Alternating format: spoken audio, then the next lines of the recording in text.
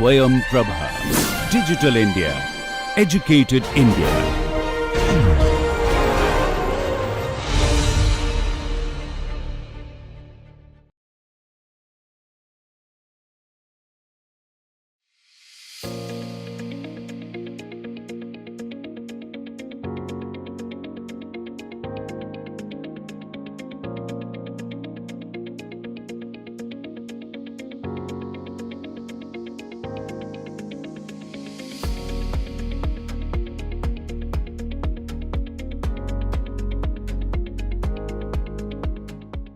Welcome to the second lecture on energy based principles.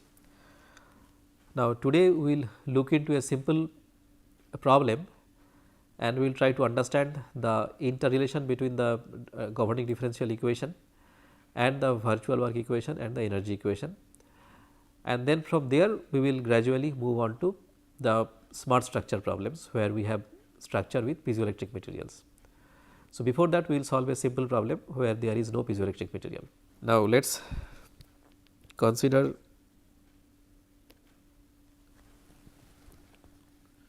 a very simple structure like a bar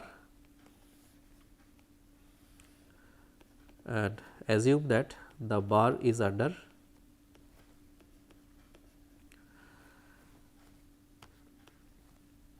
a distributed load P, distributed axial load P, and this is our x axis and this we can call it z axis. And the cross sectional properties of the bar, the cross sectional area is A, the material property Young's modulus is E. Now, for this bar, if I take a small portion of the bar and then if we look at the equilibrium of that small portion, the governing differential equation comes to be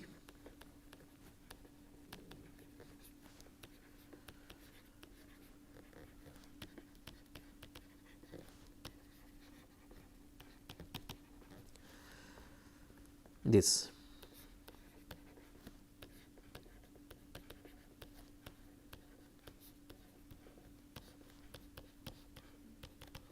So, where u is the displacement along x direction. So, it is a bar, other effects, all other effects are ignored. So, it is a one dimensional problem and with just one unknown variable u. Now, from here we will derive the virtual work equation and the energy equation. So, let us multiply both sides of this equation by a variable v. So, let us consider another variable v and multiply both sides of it, and the new equation comes as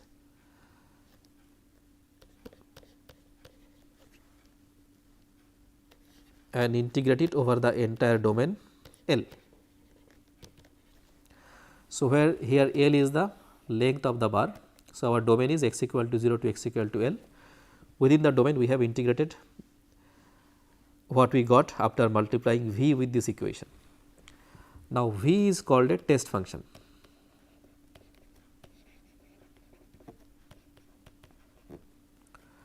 And it has to be consistent with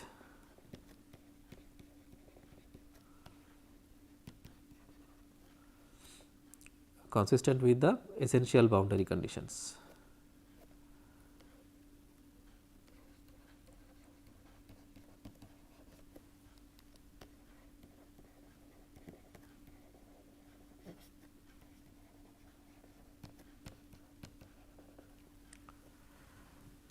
So, here the essential boundary condition is at x equal to 0, my u is 0.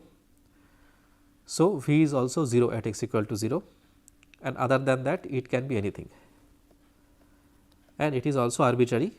It is arbitrary, but it satisfies, it does not violate the essential boundary condition. Other than that it is arbitrary. So, it has only one constraint here, other than that v can be anything. So, now if I take this v multiplied by this and do integration by parts, it gives me, so v multiplied by the integral of this quantity is nothing but E A del u by del x evaluated at x equal to 0 and x equal to L minus the derivative of this. So, we have del v by del x E A multiplied by del u by del x, and then we have P v. So, in P v none of them has any derivative. So, we do not do any integration by parts here.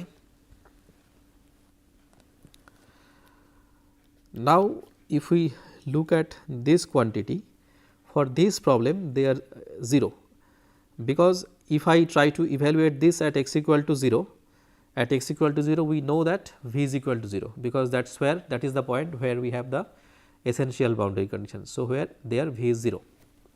So, v is 0 at x equal to 0. At x equal to L, if I look at this product, now this quantity E A del u by del x is my normal force N, because del u by del x is my normal strain epsilon x x. So, E del u by del x is normal stress, and when I multiply that normal stress with the cross sectional area, that gives me the normal force. So, if I look at this structure at x equal to L, there is no force applied here. So, at x equal to L this quantity is 0, which means this entire thing is 0.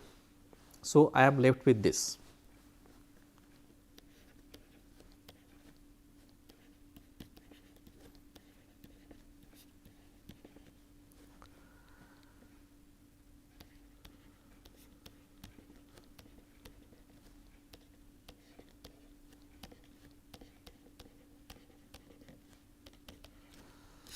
Now, we defined V as something which is arbitrary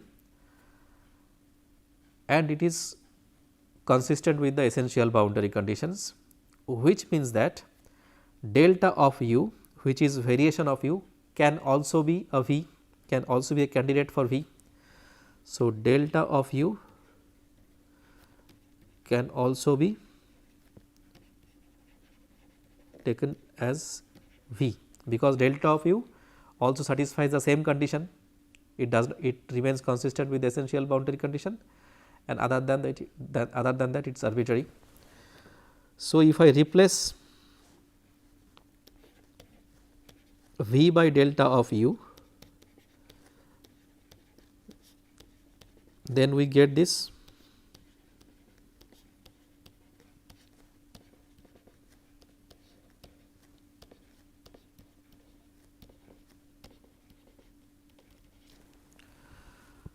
So, here we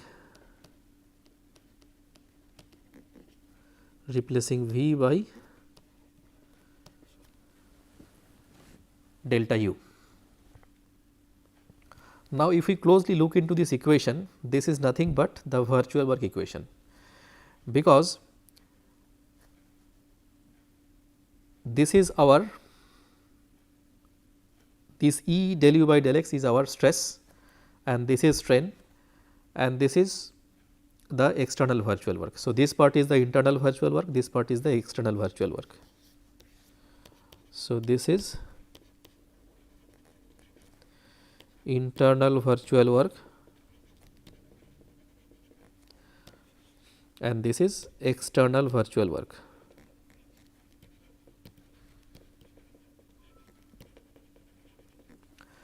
So, let us see this. So, here we have the forces distributed all over the domain. I mean this force P is distributed all over the domain. So, the external virtual work is our P multiplied by delta u, and since it is distributed, to sum it we have to integrate it over the domain, and for the internal virtual work we have sigma x x, that is the only stress component that we have, multiplied by delta of epsilon x x, and if I integrate it over the volume we get this, and the principle says that this equal to this, which means if I subtract the external from the internal it is 0. Now, this volume integral can be broken into an integral over the domain x equal to 0 to L and the cross sectional area A, and then sigma x x we can write it as E into del u by del x, and this as we know it is del u by del x, and then it is an area integral and a integral over x equal to 0 to L.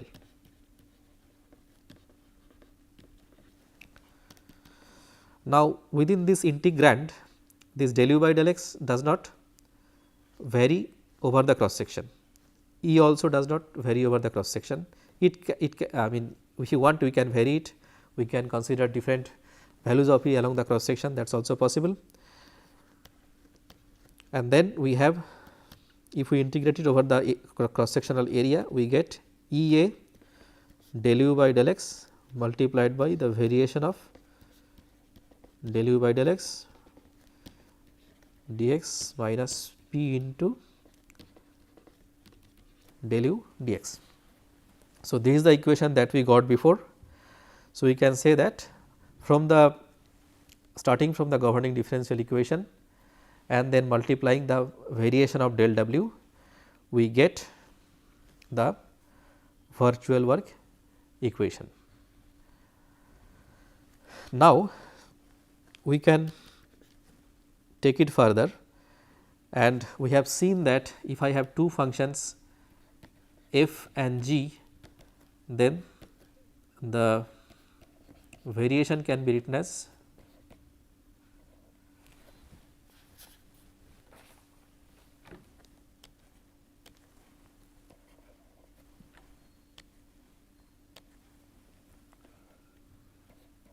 this. So, when we have these two f and g same, we can write that as delta f, or we can say that f delta f is equal to delta of f square by 2. If we look here, then if we consider del u by del x as f here, then we can apply the same formula and we can write this as E A by 2 multiplied by variation of del u by del x square dx, and then we have p del u dx. Now,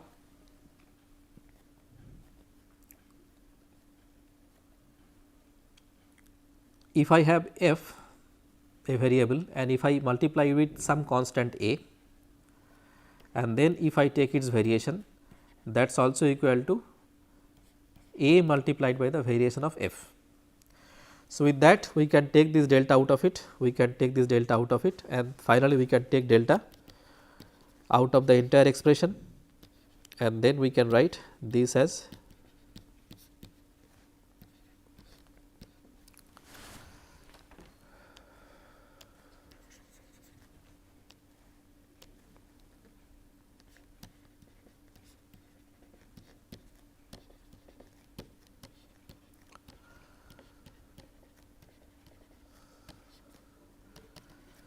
is equal to 0, and we will see that this is our total expression for the total potential energy. This expression, and it can be shown that this expression is this thing under the variational operator is our potential energy. So, if we want to write our expression for the potential energy, it is pi, as we saw, integral over the volume, it is half multiplied by sigma x x multiplied by epsilon x x dV, and then we have the force P multiplied by u and integrated over 0 to L. Now, we know what is sigma. Sigma is E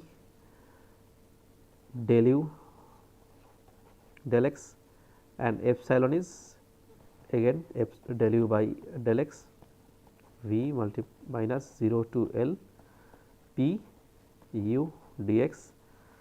Now, this integral can be broken down to area integral and volume integral. So, we have E by 2 del u by del x whole square, and then this and the potential due to applied force. Now, again in this expression, if I integrate this integrand over the area, this gives me E A by 2 del u by del x square dx minus 0 to L P u dx. So, just to note, this is x, not v. Now, if I just look back at the previous expression, so this is what we have. So, this is nothing but delta of pi equal to 0. So, if we look back, we had the differential equation, and from the differential equation we multiplied something called test function v, and we got this, and then we saw that delta u, which is variation of u, can also be a candidate for v, and by doing that we got this equation, which is our virtual work equation. And then, so this is our virtual work equation, and then we came here, and that is energy equation.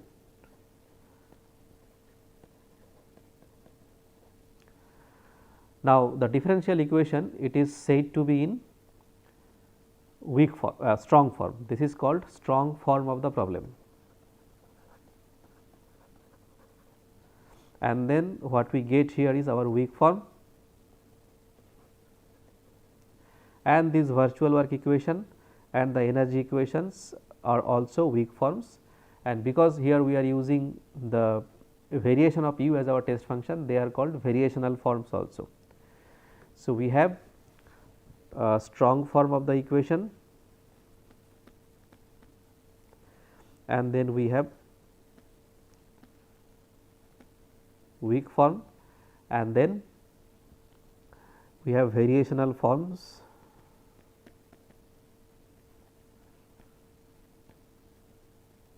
are also weak forms,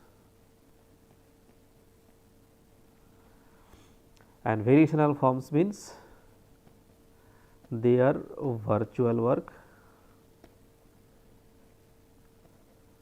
and energy equations. Now, if we just compare these different forms, we can see here that the highest order derivative appearing here is 2, whereas in the weak forms the highest order derivatives are always 1, because we have shifted the derivatives, and this strong form satisfies at every point in the domain. So, our domain ranges from x equal to 0 to L. So, at every point this strong form satisfies, whereas these weak forms satisfy in an integral sense. So, our integral from 0 to L, that satisfies the equation here. So, whereas this satisfies at each and every point, and also these material and geometric parameters E A, they were inside a differentiation in the strong form. In the weak form, they come out of the derivative, as we can see here, they are not differentiated anymore, and this leads to various advantages. We will see it as we go on. Now, we will solve a small problem using this principle. So, let us again, our domain is from x equal to 0 to x equal to L, and within this domain we have to find out the variation of u, that is the problem. So, we could have solved it by just solving the strong form, but we will not do it. Instead of that, we will solve it using one of these 3 different weak forms. So, let us assume, to do this, let us assume the solution u x is equal to something. So, let us assume it to be a polynomial, maybe a0 plus, or let us use q as our, that way we will be consistent with our later formulations. So, q0 plus q1 x plus q2 x square. Let us assume that solution to be like this. Now, our assumption has to be such that it satisfies the essential boundary condition. In our case, the essential boundary condition. So, essential boundary condition says that u is equal to 0 at x equal to 0, because u is clamped fixed at x equal to 0. So, this assumption should satisfy that. So, if we satisfy that,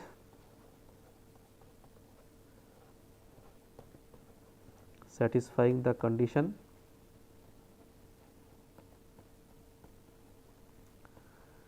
u 0 equal to 0. So, if you put x equal to 0 and equate this expression to 0, we get q 0 equal to 0, and then we get our assumption as q 1 multiplied by x plus q 2 multiplied by x square. Now, in this entire expression, first of all, u is not known to us. This is what we are trying to find out. X is known to us. X means just a straight line here. X square is known to us. This is something that we are defining, but these quantities q 1 and q 2, which are being multiplied with these x's, these x or x square, the parts of the polynomial, they are not known to us. So, if I can find out this q 1 and q 2, our solution is done. So, u is not known to me, q 1 is not known to me, q 2 is not known to me. So, if I take a variation of u, so because u is not known to me, it is not something fixed, I can always take a variation of that. If I take a variation of this, then in between these two terms, x cannot be varied, because x is already fixed, q can be varied. So, we have x delta q 1 plus x square delta q 2. Now, we have u 1 and u 2 in terms of q 1 q 2, sorry, we have u and delta u in terms of q 1 q 2 and delta q 1 and delta q 2. Now, let us put it in the virtual work equation. So, putting it in the virtual work equation, putting the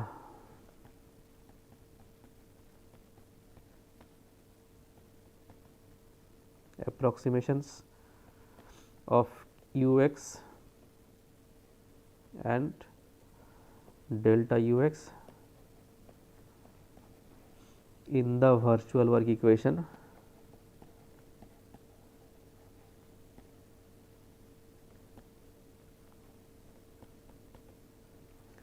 we get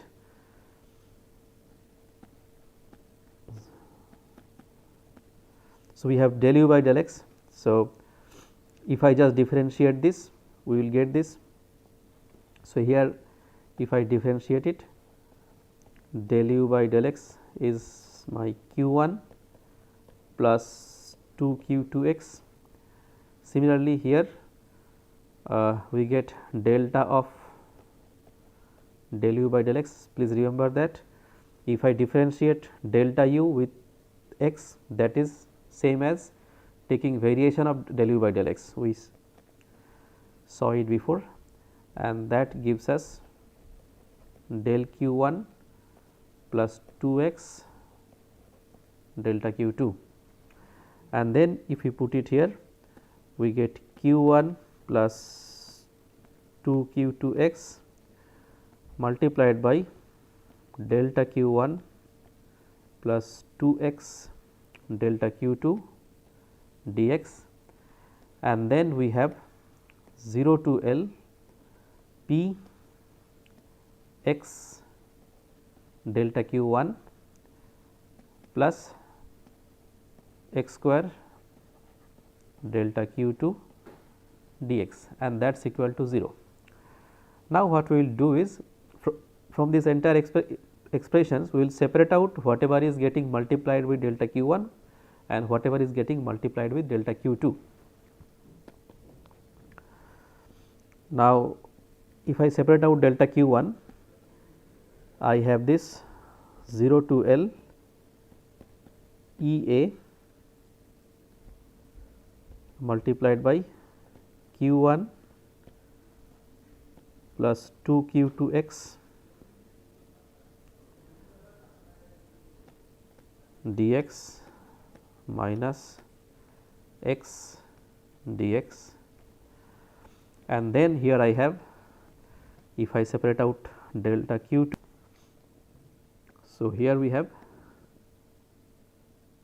E A, then 2 x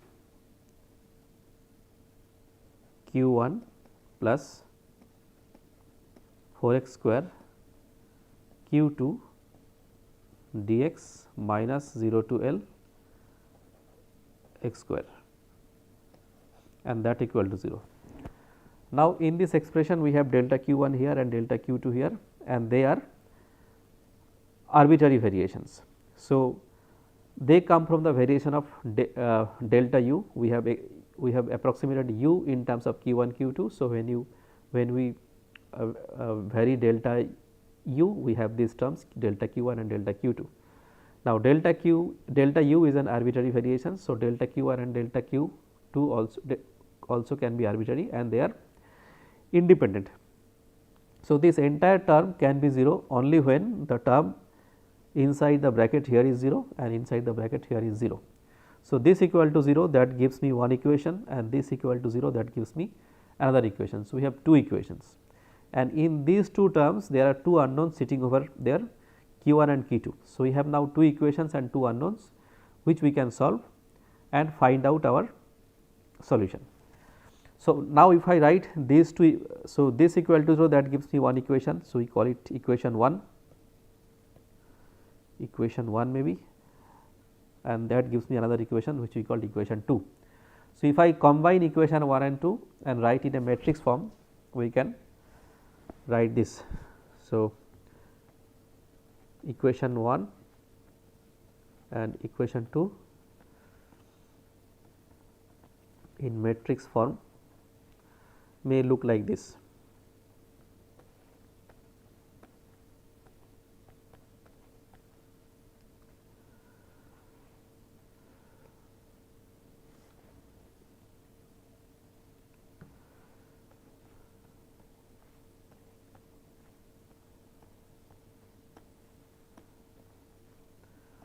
And that is equal to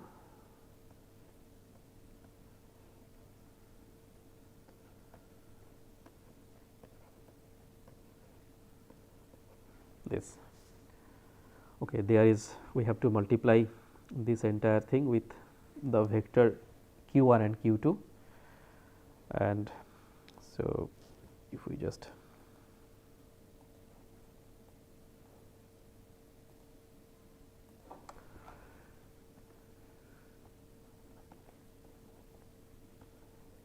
this, and now we can evaluate the integral, and this will come to be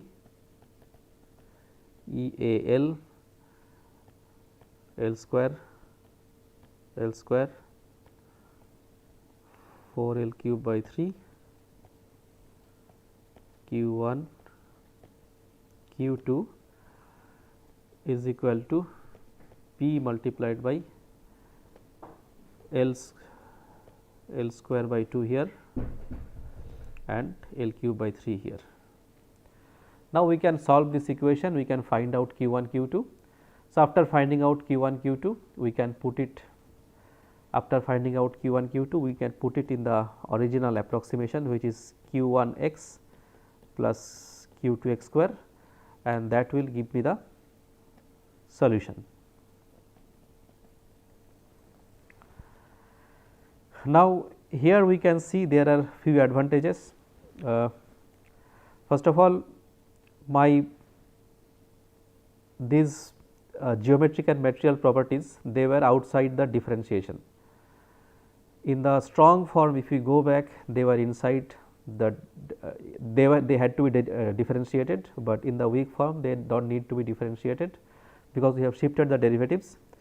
So, any variation in the properties, if our beam or bar, if it looks like this, if they have any variation in the properties, even if there is any discontinuity, that is easy to take care of. We can always do this, we can always have the integral, have E A inside the integral and do the integration numerically. Similarly, if force has any abrupt variation, we can take care of it easily. And incorporation of static indeterminacy is not also a big problem. If this beam was clamped here, this problem would have been statically indeterminate problem. In that case, we would have to assume this polynomial in such a way that u is 0 here as well, because in that case the boundary condition is u is 0 here and u is 0 here. In that case, we had to choose this approximations in such a way that u is 0 at x equal to 0 and u is 0 at x equal to L. And again, they always need not be a polynomial, we can have some other approximations, other kind of approximation functions as well. And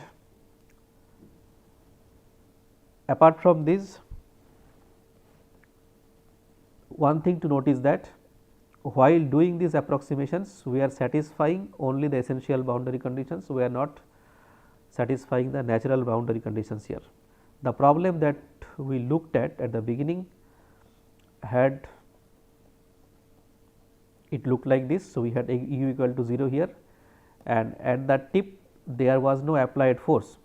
So, at the tip the normal force is 0. So, that is a natural boundary condition. So, it is essential boundary condition and this is natural boundary condition. So, this boundary condition we did not satisfy in our approximation. We can set if we can approximate something which satisfy this also, well and good, otherwise it is not a mandatory requirement. If we have proper approximation with sufficient number of terms, we can approximate the solution to a great extent. So, we approximated it in such a way that it satisfies the essential boundary condition just.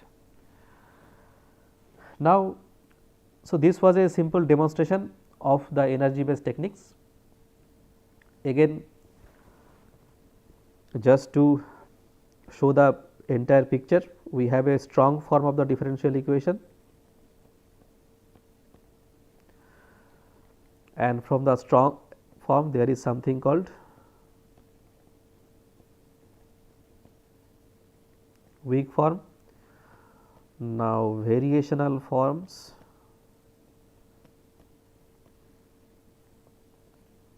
are also weak forms and from the weak form we make approximate solutions. Solution can be done from strong form also, but this going through this route is not always possible. That is why we go via this route, and in our problems most of the time the weak form is readily available. We saw that without even starting from the strong form, we can directly write the Hertzberg equation or the energy equation. So, we can simply just start with this and solve it without having to bother too much about the differential equation. So, that is another advantage, we can just starting from this and we can get the solution and we can use the features of it, that geometric properties are outside the differentiation, even taking care of other boundary conditions are easier. I mean any other essential boundary condition which makes the problem indeterminate, that is easier. We can make we can make those features, we can make use of those features for our advantage and we can directly get the solution. So, this is the entire big picture. Now, this was a simple demonstration for a structural problem. now we will gradually move on to a problem where there are host structure which is inert with piezoelectric patches. Now, when we have piezoelectric patches, we have, apart from the elastic quantities, we have electrical quantities also. So, naturally they take their place in these various forms, and we will see that. So, this brings us to the end of this lecture. Thank you.